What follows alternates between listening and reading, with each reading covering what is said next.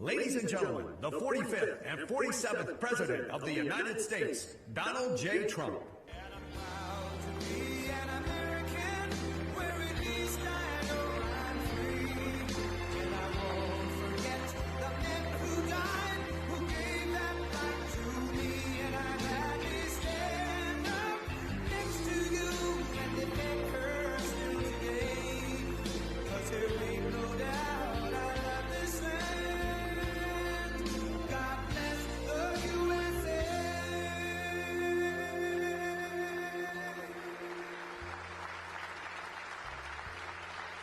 Thank you very much, everybody.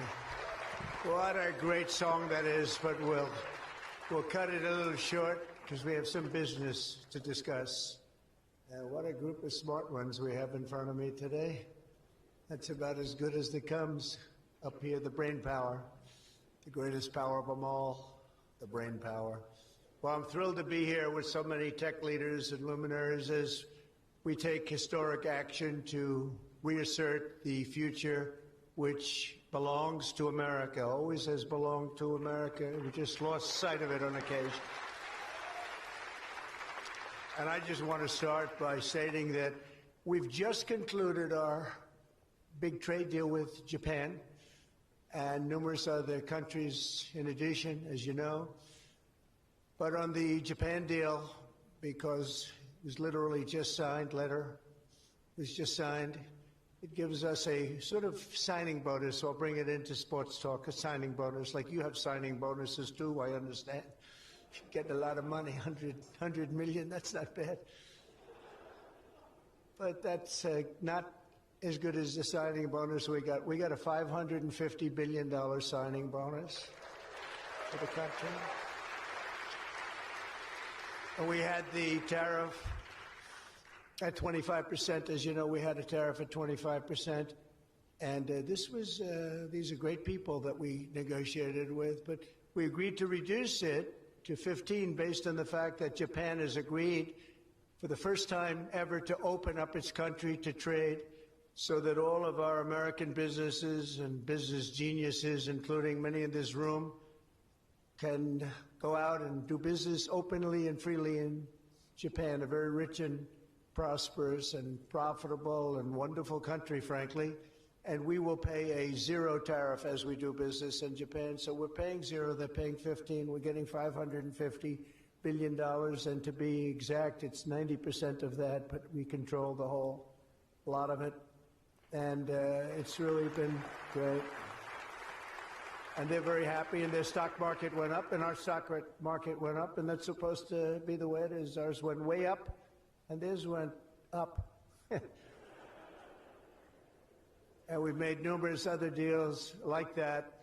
But the opening up of a country is very important to us. We have numerous countries that have opened their doors, just made some incredible transactions, but we're going to have a very, very simple tariff for some of the countries. You have so many countries, you can't negotiate deals with everyone, so we'll have a straight, simple tariff of anywhere between 15 and 50%. A couple we have 15 because we haven't been getting along with those countries too well, so we just say, let's pay 50, and that's the way it is. But remember, we get countries that were closed, always closed. Everyone in this room would never remember any of them to be open.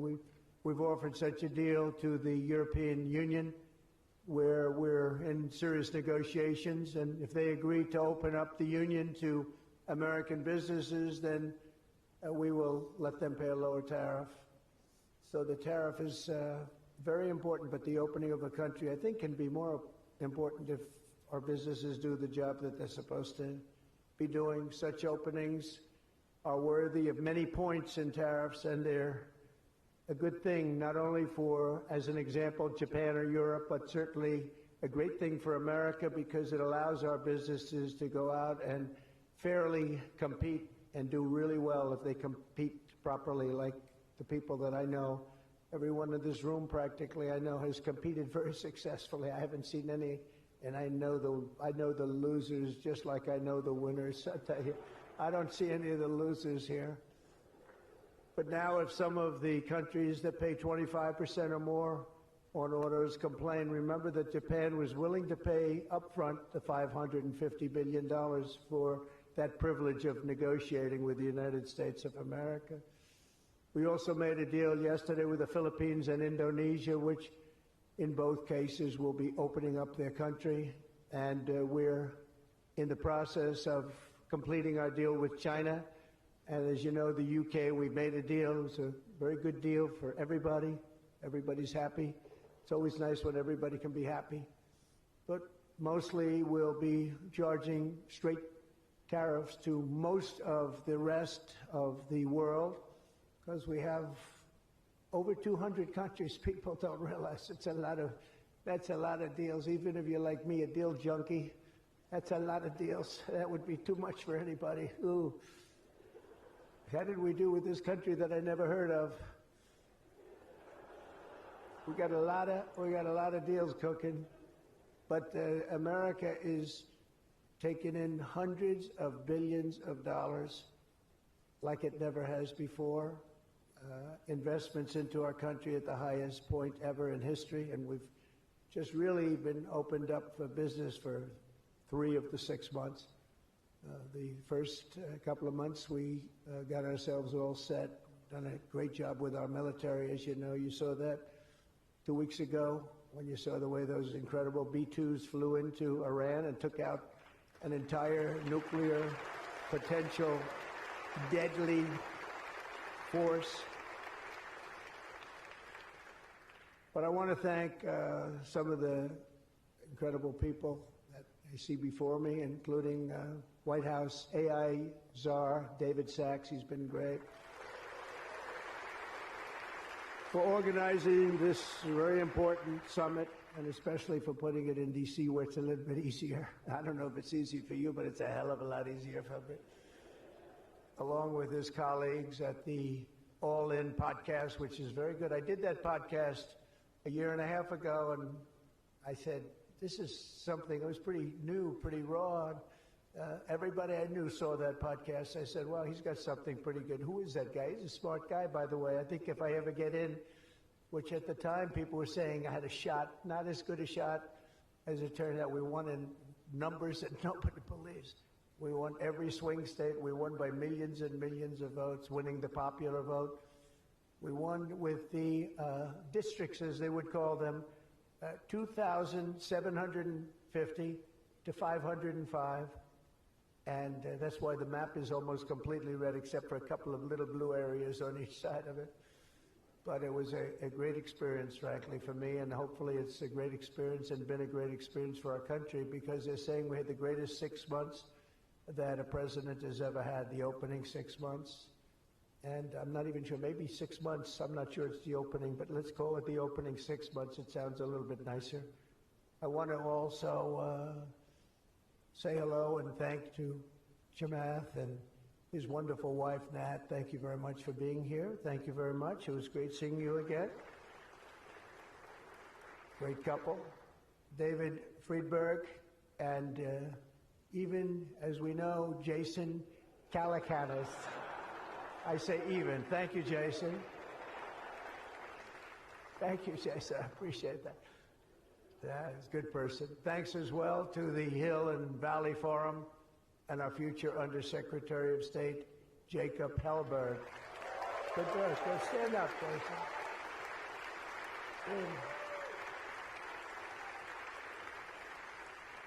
I met him a year and a half ago, and I was very impressed. I said, let's bring him in. We bring in a lot of smart people. And David's been unbelievable as the job he's doing. Along with Secretaries Doug Burgum, who's been incredible. Doug? Thank you. Thank you, Doug. Great job. He's producing low-cost energy. We're down to $64. I want to get it down a little bit further if we can. I don't know if the oil companies love that or not, but we want to have very inexpensive electricity so that you can power up the plants, because you need more electricity than any human beings ever in the history of the world. When I heard what you really need, I said, you got to be kidding. Double what we produce right now for everything, right? I don't know, Jensen, you're going to have to explain that to me someday, why they need so damn much. Could you do with a little bit less? My father always used to say, turn off the lights, son. But you guys are turning up the lights. I want to thank Howard Lutnick for doing a terrific job. He was involved in the big deal that we just completed with Japan. Howard, wherever you are, Howard. Where is Howard? Hi, Howard. Great job you did. Appreciate it. Really, that was an interesting negotiation, wasn't it? These are tough people. These are good negotiators, I will tell you, Japan. But they love their country, and they do what's right for their country. I want to thank Chris Wright, if Chris is around. Chris is here because he's helping with the tremendous energy success that we're having. We're having tremendous energy success. We're the biggest. We have more energy than anybody else in the world. Nobody knew that until I came along, but we have more energy than anybody else in the world. We're making incredible deals on energy, including deals in Alaska. Well, we that's the mother lode, that's the big one, and we're making deals with various Asian countries that need it, and it's actually hard to believe, you don't think of it, but Asia is very close to Alaska, relatively speaking. It's not the closest, but it is pretty much the closest when it comes to oil and gas and energy, and we're making some incredible deals, and I want to thank Chris. Chris is fantastic, works in partnership really with this gentleman who's the head of you've got the land and he's got the energy, right? But they formed a great partnership, Doug. So that's one of the greatest partnerships I've seen in a long time. They work hand in hand, and they have done a great job. Administrators, Kelly Loeffler, I think, is here. Kelly, thank you very much. Hi, Kelly. Hi, Kelly.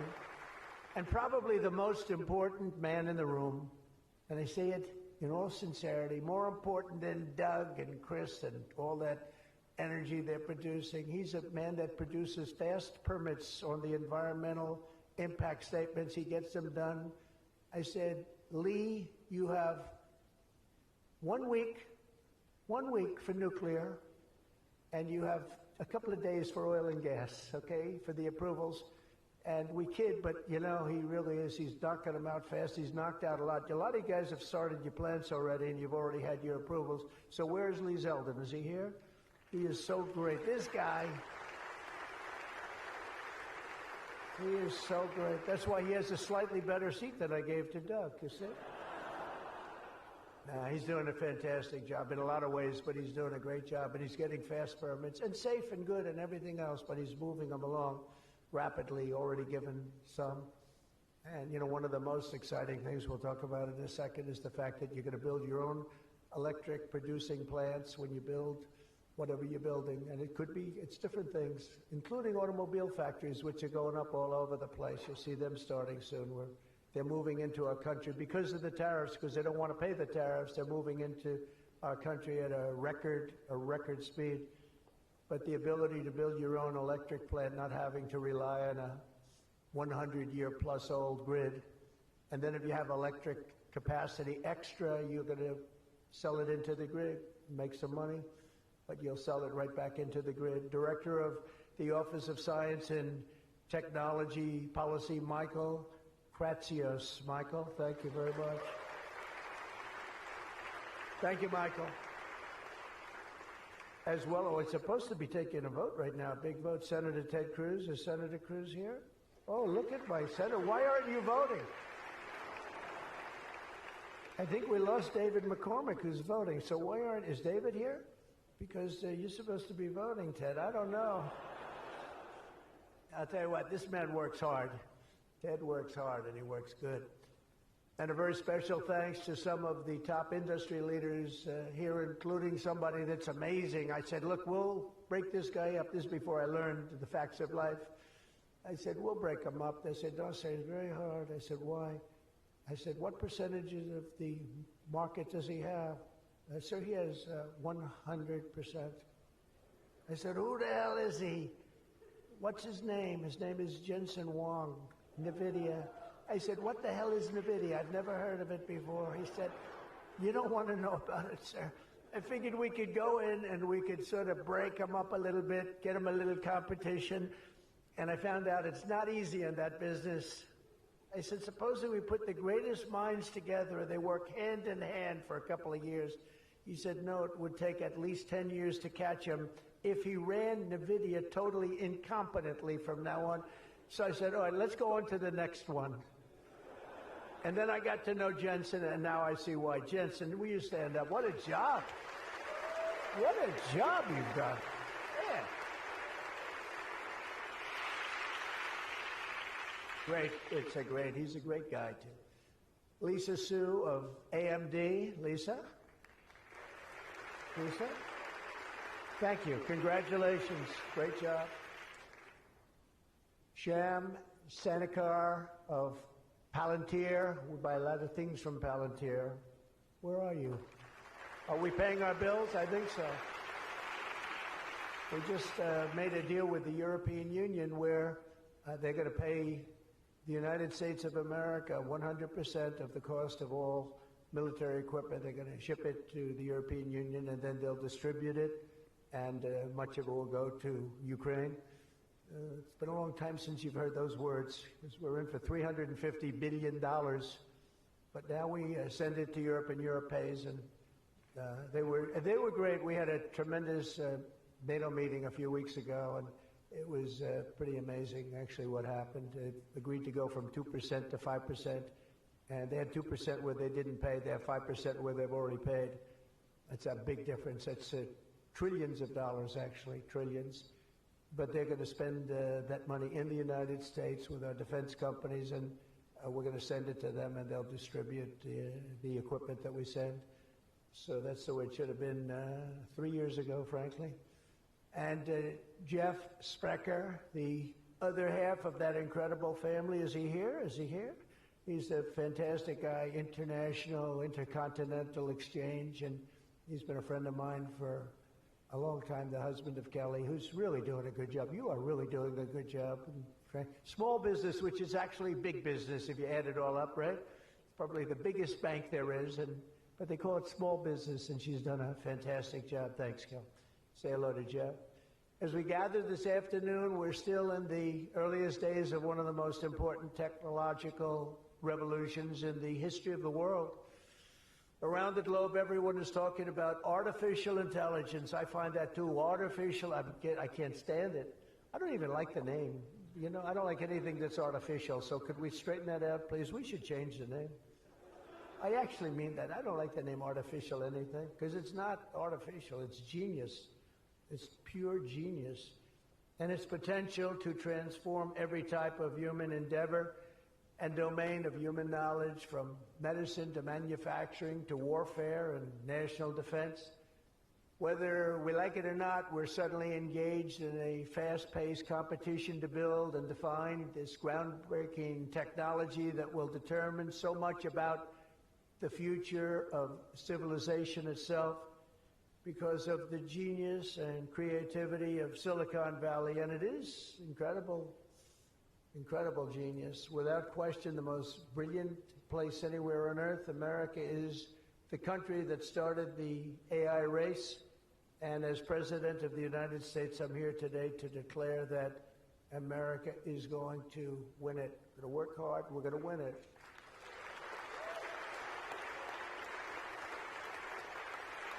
Because we will not allow any foreign nation to beat us. Our children will not live on a planet controlled by the algorithms, the adversaries advancing values and interests contrary to our own. We don't want to have contrary interests. We want to get along, and we'll get along with other countries. We're having a great relationship, as I told you, with those countries that we mentioned, with Japan and Indonesia and so many others. The European Union, we're getting along. We're getting along very well with China. A lot of respect for President Xi. We have a great relationship, and we'll see how it all works out. But we're getting along with countries it's really been pretty amazing, I will say that, and it's a good thing. It's a good thing, not a bad thing.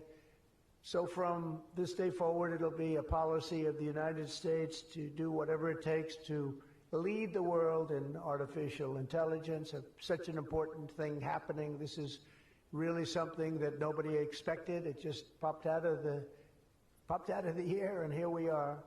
But we will defend our nation, our values, our future, and our freedom, and it will be really great But what we really need to be successful is a very simple phrase called common sense, and that begins with a common sense application of artificial and intellectual property rules. It's so important. You can't be expected to have a successful AI program when every single article, book, or anything else that you've read or studied, you're supposed to pay for. Gee, I read a book, I'm supposed to pay somebody. And, you know, we appreciate that, but you just can't do it because it's not doable. And if you're going to try and do that, you're not going to have a successful program. I think most of the people in the room know what I mean. When a person reads a book or an article, you've gained great knowledge. That does not mean that you're violating copyright laws or have to make deals with every content provider. And that's a big thing that you're working on right now, I know, but you just can't do it. China's not doing it, and if you're going to be beating China, and right now we're leading China very substantially in AI, very, very substantially, and nobody's seen the amount of work that's going to be bursting upon the scene, but you have to be able to play by the same set of rules. So when you have something, when you read something, and when it goes into this vast intelligence machine, we'll call it, you cannot expect to every single time say, oh, let's pay this one that much, let's pay this one. It just doesn't work that way. Of course, you can't copy or plagiarize an article, but if you read an article and learn from it, we have to allow AI to use that pool of knowledge without going through the complexity of contract negotiations, of which there would be thousands for every time we use AI. We also have to have a single federal standard, not 50 different states regulating this industry of the future. And some people would say, gee, that's an unpopular thing to say. I was told before I got up here, this is an unpopular thing because some people, they don't want that. But I want you to be successful. And you can't have one state holding you up. You can't have 3 or 4 states holding you up. You can't have a state with standards that are so high that it's going to hold you up. You have to have a federal rule and regulation. Hopefully you'll have the right guy in this position that's going to supplant the states. If you are operating under 50 different sets of state laws, the most restrictive state of all will be the one that rules. So you could have a state run by a crazy governor, a governor that hates you, a governor that's not smart, or maybe a governor that's very smart, but decides that he doesn't like the industry and he can put you out of business because you're going to have to go to that lowest common denominator. We need one common sense federal standard that supersedes all states, supersedes everybody, so you don't end up in litigation with 43 states at one time. You got to go litigation free. It's the only way. And we also have to watch Europe, Asia, and all foreign countries so that they don't make rules and regulations that likewise make it impossible for you to do business, and where you'd have to make everything in AI cater to them, because again, you'd have to cater to the toughest country or to the toughest state. You can't do that because it would ruin it. I just terminated all of the, as an example, California car emissions rules, which were a disaster. It cost them just billions of dollars as an industry, but thousands of dollars per car. The emission rule standard, because they were making the production of an automobile almost impossible and at a tremendously higher cost, much more expensive than it should cost, for very little gain, for actually, in my opinion, negative gain. The automobile was worse. Under this administration, our innovation will be unmatched and our capabilities will be unrivaled. And with the help of many of the people in this room, America's ultimate triumph will be absolutely unstoppable. We will be unstoppable as a nation. Again, we're way ahead and we want to stay that way. We can't let individual smaller units stop it, because that's the only thing that can stop it and can really mess it up. As with any such breakthrough, this technology brings the potential for bad as well as for good, for peril as well as for progress. But the daunting power of AI is it's not going to be a reason for retreat from this new frontier. On the contrary, it is the more reason we must ensure It is pioneered first and best. We have to have the best, the first pioneer. We are the best and the first pioneers, and we're going to be really putting a nation that we love, America, we're going to be putting it first. I have an expression, America first, make America great again. A lot of great expressions, but they're all so true. To make America great again, we're going to make this industry absolutely the top, because right now it's a beautiful baby that's born. We have to grow that baby and let that baby thrive. We can't stop it. We can't stop it with politics. We can't stop it with foolish rules and even stupid rules. At the same time, we want to have rules, but they have to be smart. They have to be brilliant. They have to be more brilliant than even the technology itself. Surely there will be challenges on the path ahead, but together we will meet them and transcend them all. We are Americans, and we are Americans first. I have a couple of people I know that don't happen to be from here, but I wish you a lot of luck anyway. I was looking at 3 people that are not Americans, but they're very good people. Please treat them nicely. But we do not shrink from the future or cower in the face of uncertainty. We dominate the future. We conquer new frontiers, and we control our own fate, and we determine by doing that our own destiny.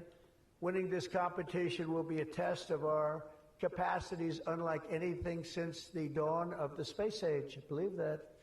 It's hard to believe as the president, the amount of enthusiasm for this one industry. I mean, I can talk about cars where we're doing incredibly well. We have car companies moving in all the time, but I talk about other industries. Everybody's saying this is going to dominate the world. It's going to dominate every industry that ever conceived. I don't know if that's true. I don't know if it's true, but I can tell you that a lot of very brilliant people think it is true. It'll dominate everything. It will challenge us to marshal all of our strength and flex the muscles of American ingenuity and resolve like probably never before. It will require us to blast through obsolete systems, cut through thickets of regulation. We've got to get rid of some of the regulation, but we want good regulation and rebuild the industrial bedrock of our country. And perhaps most importantly, winning the AI race will demand a new spirit of patriotism and national loyalty in Silicon Valley and long beyond Silicon Valley.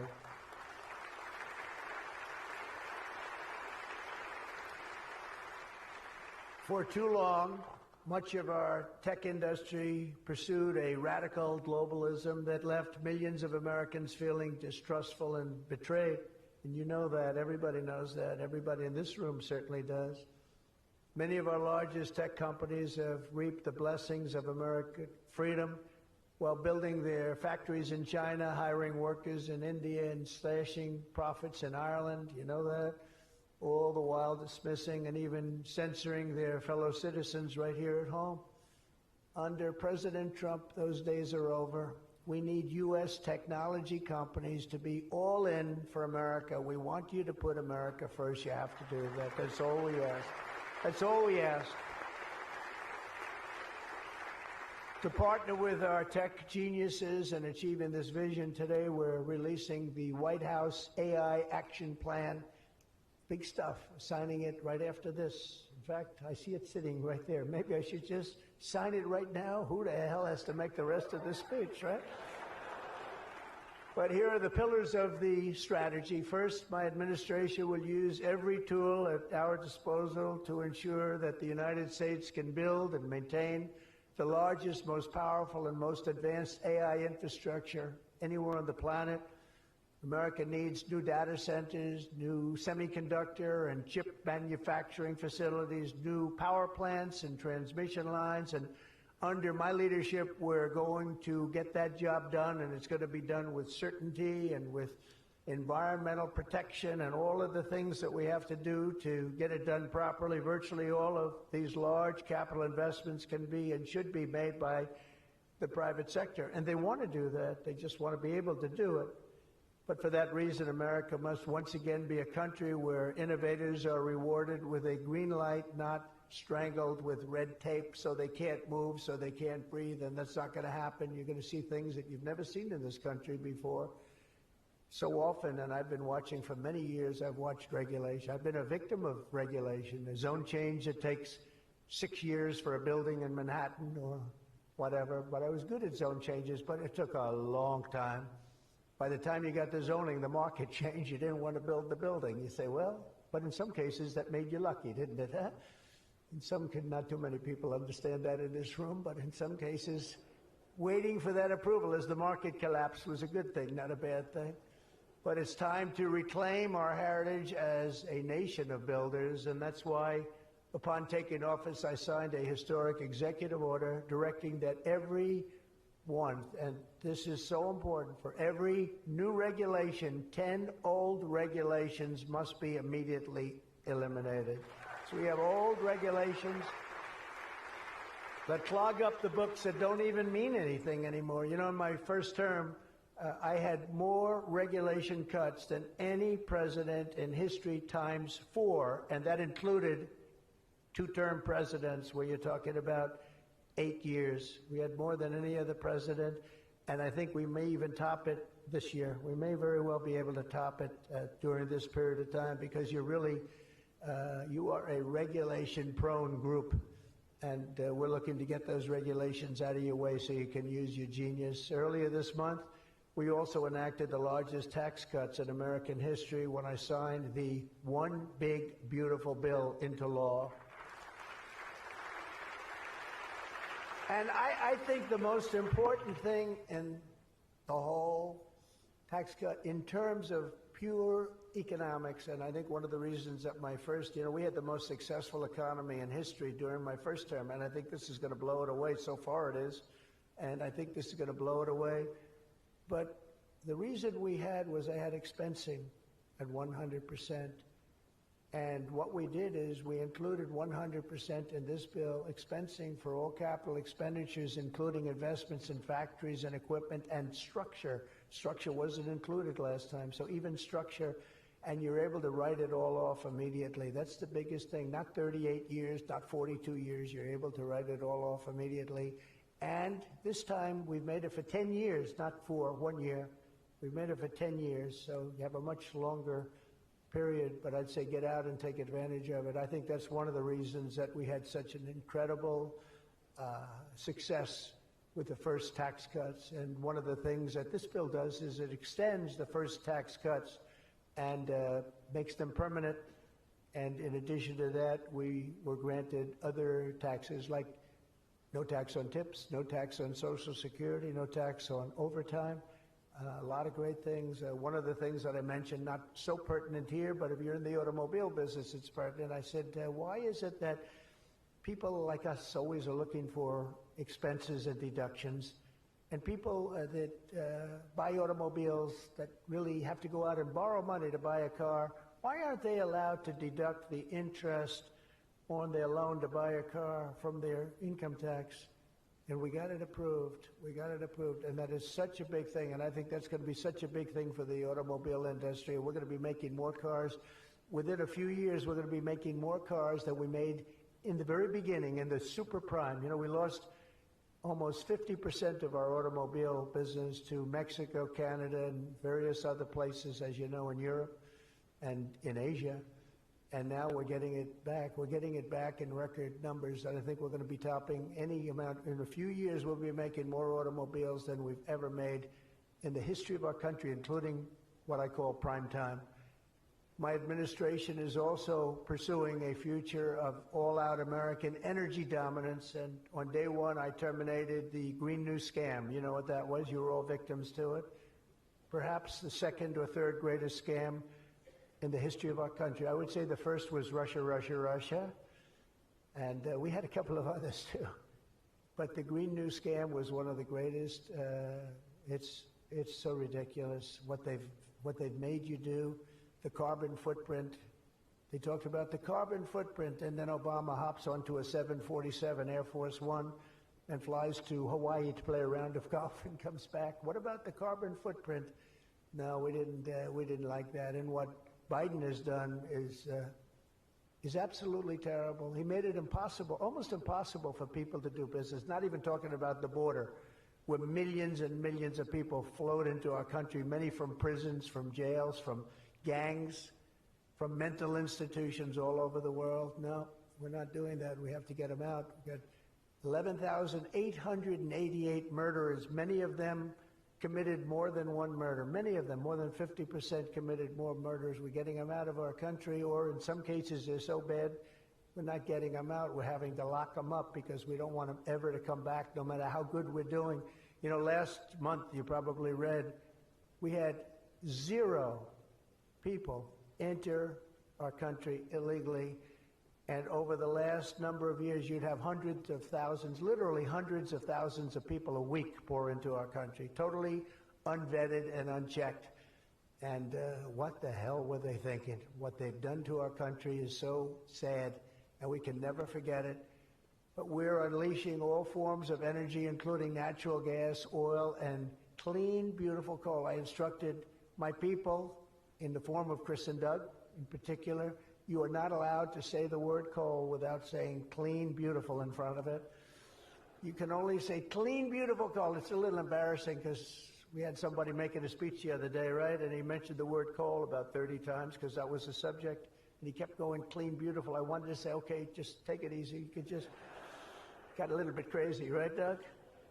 But it's, you know, China's using it. They're building now 57 big power plants, all fueled by coal, and we have to compete, we have to win, and we're going to have clean, beautiful coal, but we have more coal than any. We have more anything in terms of energy than anybody. Oil and gas, we also have more coal. In May, I also signed an executive order to rapidly begin construction of safe, reliable nuclear reactors. That's a big thing now. And many of you are going to be using nuclear. You know, I had problems with nuclear. I saw some of the things, but what they've done with nuclear is like what you've done with AI and other things. It's incredible, actually. It's long-term. It's inexpensive.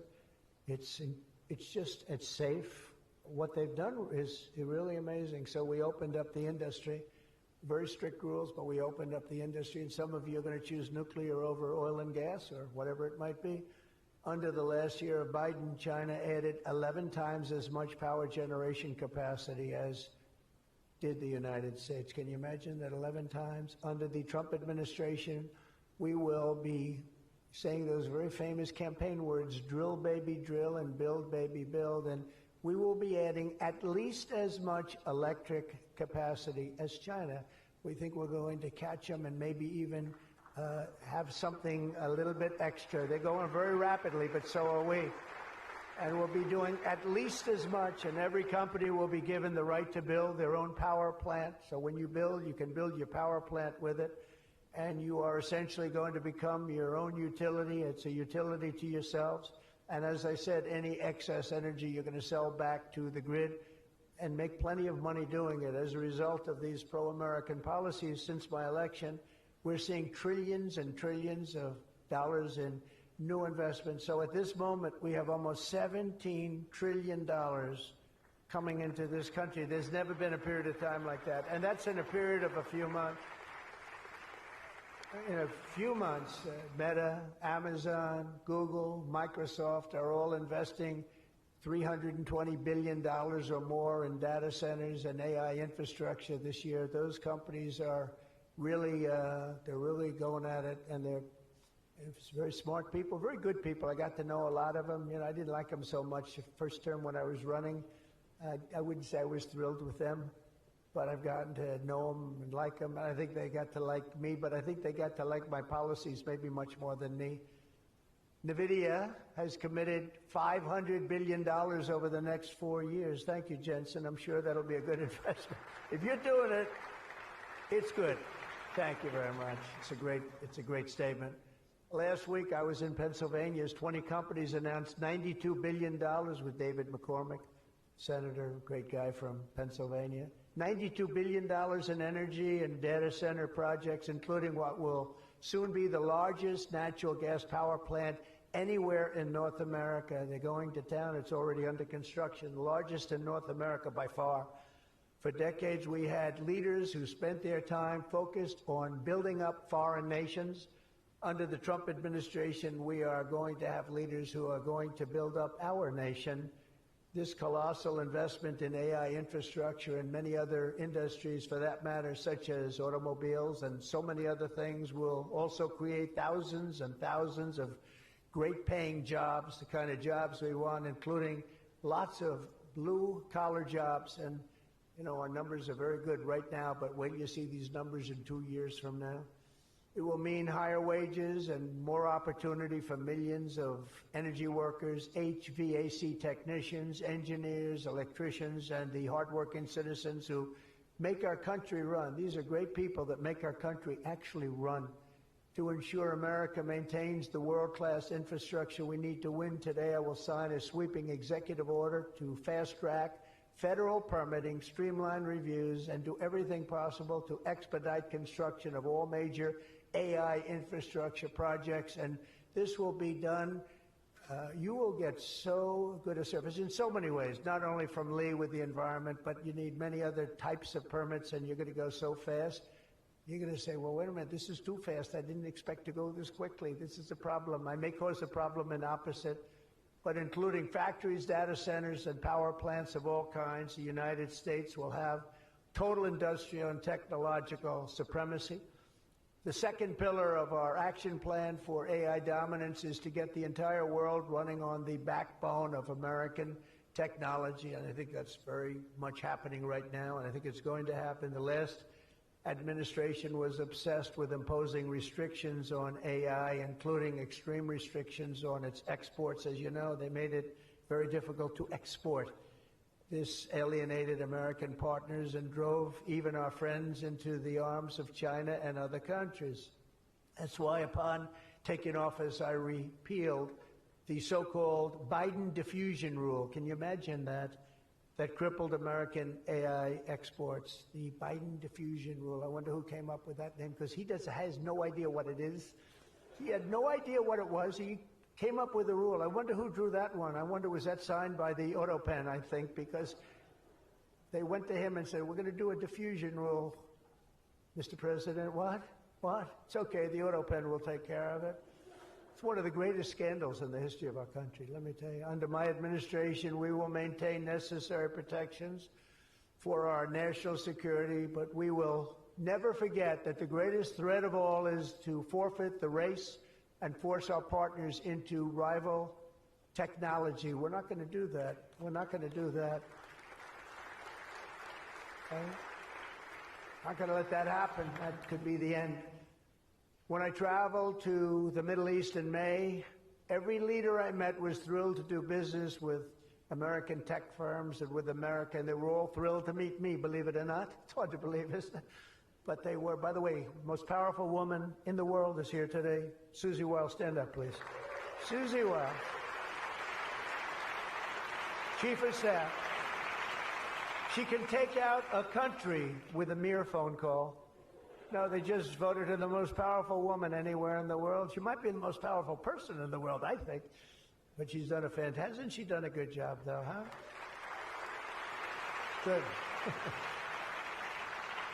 But we're going to come home with trillions and trillions of dollars in deals, and that's the way it is. But the King of Saudi Arabia, I met three great leaders. I went to three countries predominantly. King of Saudi Arabia said, and I can say that Qatar and UAE, the leaders, brilliant guys, great people, they said the same thing. They said, you know what, that 1 year ago, your country was dead. It was a dead country. They were looking at China, they were looking at other places, but you had a dead country. And today, Mr. President, you have the hottest country anywhere in the world. They said that, and they meant it so strongly. And when I went to NATO 2 weeks ago, where we made the deal where they pay 5% instead of 2%, they said the same exact thing. They said, boy, I tell you what a difference it is. It's a year ago, you people were dead. We didn't think you were going to make it as a country. Today, you're the hottest country in the world. They all said it. All those leaders said it, 30 of them. So today, I'm signing another major executive order that will turn America into an AI export powerhouse. Under this order, Secretary Lutnick and Secretary Marco Rubio's doing a great job as Secretary of State, will work to rapidly expand American AI exports of all kinds, from chips to software to data storage of all kinds. And that's very important. That's going to give you the freedom to do what you want to do. And third, once and for all, we are getting rid of woke. Is that okay? Because I know you had to hire all woke people. I heard you had to hire all woke people under some of these things. How about the chips, where they give you the chip nonsense, where they give you billions of dollars if you only build a chip company? These people have plenty of money. They don't need the money. They need the permits. They need the rights to do it. They don't want to pay tariffs, so they come and they build here. That's why they're coming here. They like, number one, they like me, but they like not having to pay tariffs even more. And they're coming. But Biden gave billions of dollars to companies that have nothing but cash. And they don't say where to build. It's just give them money. But here's the problem. They have to hire lots of woke people. And they say woke isn't for this particular industry. We've noticed that. They're not for a lot of industries, if you want to know the truth. So the guidelines were impossible. They're going to give you money, but you got to hire this and this and this and that. And I don't want to get into it too much because I don't want any controversy today. But you have to hire a lot of people that were not into this particular world that you're in. And so therefore, all the money they gave didn't mean a damn thing. One of Biden's worst executive orders established toxic diversity, equity, and inclusion ideology as a guiding principle of American AI development. So you immediately knew that was the end of your development. But the American people do not want woke Marxist lunacy in the AI models, and neither do other countries. They don't want it. They don't want anything to do with it. That's why on day one, I very proudly terminated Joe Biden's order on woke AI, effective immediately. You don't have any of those crazy rules. Crazy rules. And in just a moment, I will be signing an order banning the federal government from procuring AI technology that has been infused with partisan bias or ideological agendas such as critical race theory, which is ridiculous. And from now on, the U.S. government will deal only with AI that pursues truth, fairness, and strict impartiality. We're not going to go through the craziness that we've gone through for the last 4 years. And then we skip 4, and then you go back, and it started then. But it hung around a little while. Now it's not hanging around at all. Now it's actually very uncool, as somebody told me the other day. It's so uncool to be woke. I encourage all American companies to join us in rejecting poisonous Marxism in our technology. It'll be very interesting to see what's happening in New York, because they're actually thinking about electing a communist in New York. They like to call him a socialist. He's not a socialist. He's a communist. But don't worry, you're going to be okay. He still has to get his money from the White House, and that's not going to happen until he shapes up. But as an example, we are not going to allow men to play in women's sports. That's an example. That's one. And they say that's an 80-20 number. They say 80% would be against it. No, it's not 80-20. It's about 97-3. And I don't know who the 3 are. I've never seen anybody. I've never had a person. I've seen everybody. I'm a very open person. They come up to me and they talk to me. I've never had anybody come up, sir, you have to let men play in women's sports. I've never had it. I deal with hundreds of thousands of people. Every time I talk to somebody, nobody's ever, they talk about AI, they talk about everything, but they've never said, you got to allow, this is ridiculous. Men should be allowed to play in women's sports. It's sort of crazy, isn't it, huh? You have to see, did you see the race? It was a race, a long-distance marathon, one of those all-day deals, and we had one of the great female runners, and we had one of the great male runners, and at the end of the day, he won the race by 5 hours and 14 seconds. They waited around for the really good athlete female. It's very demeaning to women, I want to tell you that, but they waited, her parents were waiting for hours. Somebody said, why don't you go back to the hotel and sleep for a few hours and come back and meet your daughter? This is what they do. You got to see the weightlifting records, they're the best of all. A woman lifted 212 pounds. It was a world record it held for 18 years. And now a man who transitioned came up and looked at the bar, How much is it? 212 pounds. Oh, let me try it. Bing, bong. I think he broke the record by 109 pounds.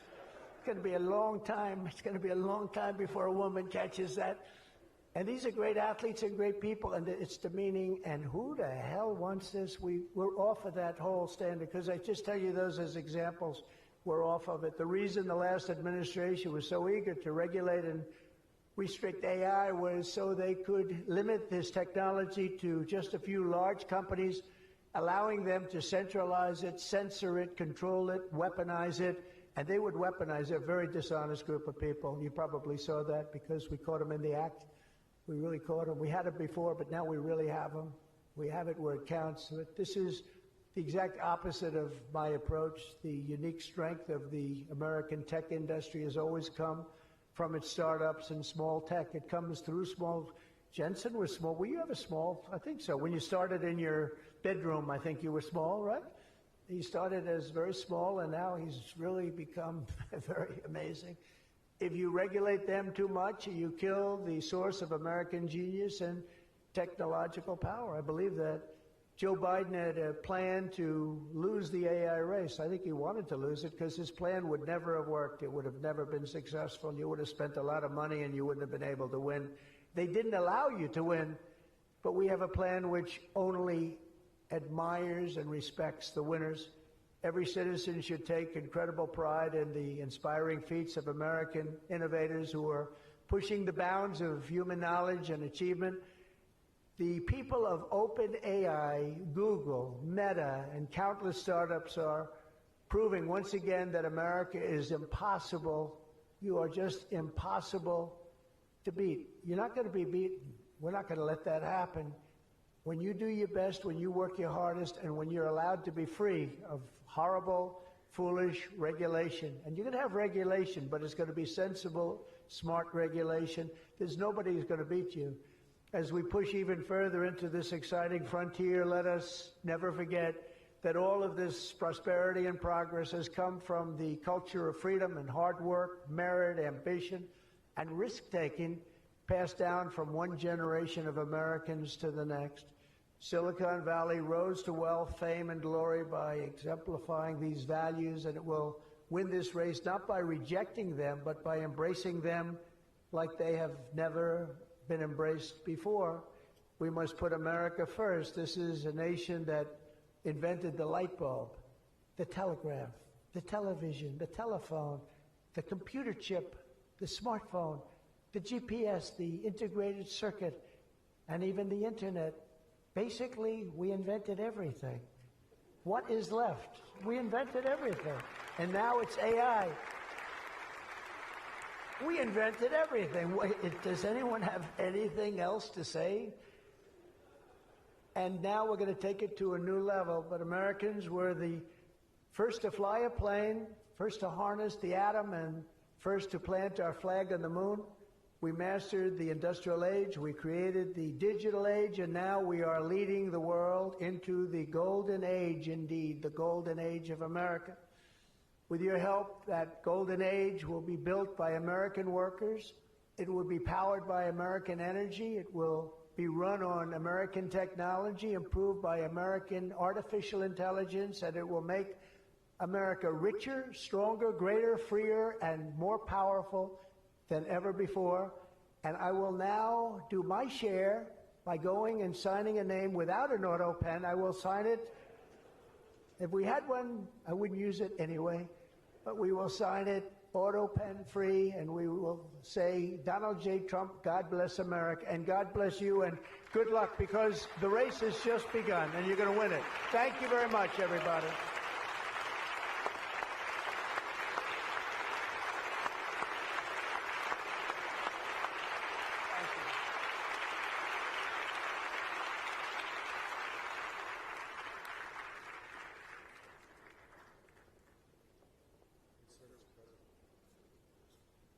Mr. President, the first executive order that we've prepared for your signature today relates to federal permitting for data center infrastructure. As you mentioned during your speech, this is a crucial issue affecting the entire AI industry. What this executive order will do is establish fast-track permitting and ensure that the federal government is working to get data centers approved and through the permitting pipeline as quickly as possible.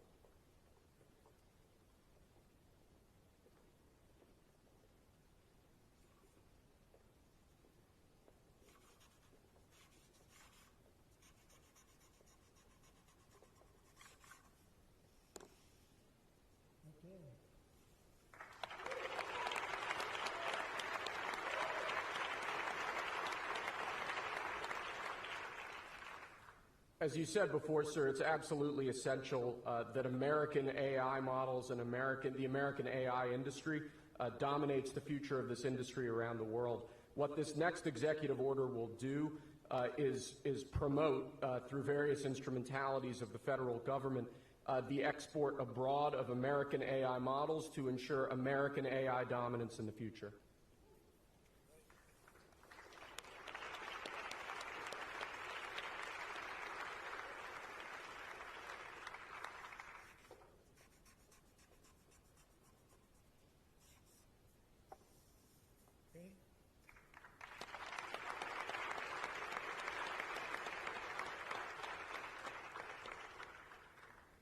And lastly, sir, as you said in your speech, we don't want woke AI. We want AI models based on accurate information that give accurate information and accurate answers. This executive order will ensure that when the federal government procures or promotes different AI models, that those AI models are ideologically neutral, that they don't embrace wokeism and critical race theory and all of these terrible theories that have done so much damage to our country.